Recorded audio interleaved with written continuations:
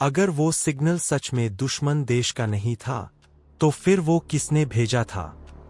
2026 की एक ठंडी रात इसरो के एक क्लासिफाइड सैटेलाइट मिशन के दौरान अचानक इंडियन मिलिट्री कम्युनिकेशन नेटवर्क में एक अजीब एन्क्रिप्टेड सिग्नल डिटेक्ट हुआ।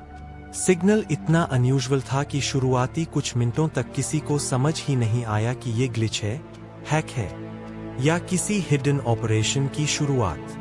ये मिशन ऑफिशियली पब्लिक नहीं था, सिर्फ कुछ top ISRO scientists, raw analysts और मिलिट्री साइबर ऑफिसर्स को इसकी जानकारी थी। सैटेलाइट को सीक्रेटली लॉन्च किया गया था ताकि इंडियन सर्वेलेंस नेटवर्क को next generation military tracking system से अपग्रेड किया जा सके। लेकिन लॉन्च के कुछ घंटे बाद ही साउथ इंडियन ओशन के ऊपर सैटेलाइट ने एक अननोन फ्रीक्वेंसी इंटरसेप्ट की। वो सिग्नल लगातार मिलिट्री सैटेलाइट्स के आसपास बाउंस कर रहा था, जैसे कोई इनविजिबल एंटिटी कम्युनिकेशन चैनल्स को स्कैन कर रही हो। पहले साइबर टीम ने इसे नॉर्मल इंटरफेरेंस समझा, लेकिन फिर अचानक नॉर्दर्न कमांड के सिक्योर कम्युनिकेशन सर्वर्स कुछ सेकंड्स के लिए ब्लैकआउट हो गए। रडार फीड फ्रीज हो गई, एन्क्रिप्टेड आर्मी चैनल्स पर डिस्टॉर्टेड ऑडियो सुनाई देने लगी, और सबसे डराने वाली बात, सिग्नल के अंदर कुछ कोडेड कोऑर्डिनेट्स थे जो सीधे इंडिया के स्ट्रेटेजिक डिफेंस जोन्स की तरफ पॉइंट कर रहे थे। इसरो कंट्रोल रूम में पैनिक फैल चुका था। कुछ साइंटिस्ट्स का मानना था कि ये फॉरेन सर्वेलेंस प्रोब हो सकता है, जबकि मिलिट्री साइबर डिवीजन को शक था कि किसी ने क्लासिफाइड सैटेलाइट फ्रीक्वेंसीज पहले से कॉम्प्रोमाइज कर दी है। रॉ ने तुरंत इमरजेंसी क्लोज डोर मीटिंग बुलाई, लेकिन अंदर ही अंदर एक और बड़ा डर था। अगर ये सिग्नल दुश्मन देश का नहीं था, तो फिर किसी को इतनी सेंसिटिव मिलिट्री फ्रीक्वेंसी एक्सेस कैसे मिली? इन्वेस्टिगेशन शुरू हुई। Satellite telemetry logs, orbital paths, encrypted packets, सब कुछ एनालाइज किया जाने लगा। फिर एनालिस्ट्स को एक शॉकिंग पैटर्न मिला। सिग्नल हर बार तभी एक्टिवेट हो रहा था जब सैटेलाइट इंडियन सर्वेलेंस ग्रिड के स्पेसिफिक सेक्टर्स के ऊपर पहुंचता था। मतलब, कोई सिर्फ सिग्नल भेज नहीं रहा था, कोई इंडियन डिफेंस इंफ्रास्ट्रक्चर को मैप कर रहा था। सिचुएशन अब नेशनल सिक्योरिटी क्राइसिस बन चुकी थी। इंडियन नेवी को हाई अलर्ट पर रखा गया। Air force cyber units activate कर दिए गए। कुछ इंटरनल रिपोर्ट्स के मुताबिक गवर्नमेंट ने टेम्पररीली कुछ क्लासिफाइड कम्युनिकेशन राउट्स भी शट डाउन कर दिए थे। लेकिन असली शॉक अभी बाकी था।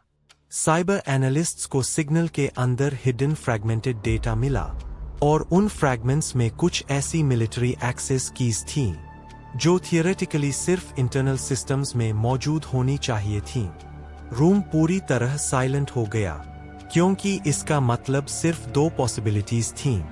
या तो इंडियन डिफेंस नेटवर्क में पहले से कोई हिडन ब्रीच मौजूद था, या फिर मिशन लॉन्च होने से पहले ही किसी इनसाइडर ने क्लासिफाइड डेटा लीक किया था। अब सस्पिशन बाहरी दुश्मन से हटकर इंटरनल सर्कल्स तक पहुंच चुका था। ISRO scientists, defence contractors, communication engineers, सबकी बैकग्राउंड इन्वेस्टिगेशन सीक्रेटली शुरू हुई। लेकिन तभी सिचुएशन और डेंजरस हो गई। एक रात सैटेलाइट ने अचानक unauthorised orbital adjustment attempt detect किया। कुछ सेकंड्स के लिए कंट्रोल सिस्टम ने एक्सटर्नल ओवरराइड कमांड रिसीव की। अगर वो कमांड एग्जीक्यूट हो जाती, तो सैटेलाइट इंडियन सर्वेलेंस कवरेज से बाहर जा सकता था। इमरजेंसी मैनुअल लॉकडाउन एक्टिवेट किया गया। कंट्रोल रूम की लाइट्स तक रेड अलर्ट मोड में चली गईं। इंजीनियर्स लिटरली सेकंड्स के अंदर ओवरराइड ब्लॉक करने की कोशिश कर रहे थे, और उसी दौरान एक final encrypted burst signal capture हुआ। उस सिग्नल में सिर्फ एक लाइन डिकोड हो पाई, नेटवर्क ऑलरेडी इनसाइड। उसके बाद सिग्नल हमेशा के लिए डिसअपियर हो गया।